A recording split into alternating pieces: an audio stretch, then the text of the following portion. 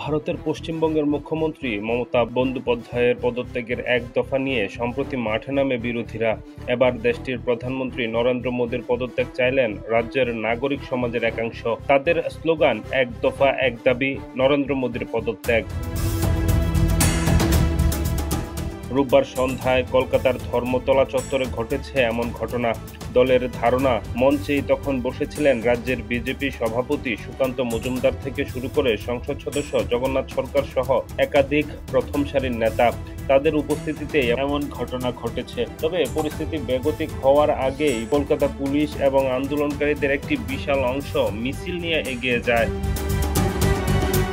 এদিন আর জিকর কাণ্ডের প্রতিবাদ ও সুবিচারের দাবিতে ফের পথে নামেন নাগরিক সমাজ। সেই কর্মসূচিতে পা মেলান টালিগঞ্জের বুদ্ধিজীবীদের একাংশ। দেখা যায় স্কুল পড়ুয়া আর জিকরের জুনিয়র চিকিৎসক এবং রূপান্তরকামীদেরও।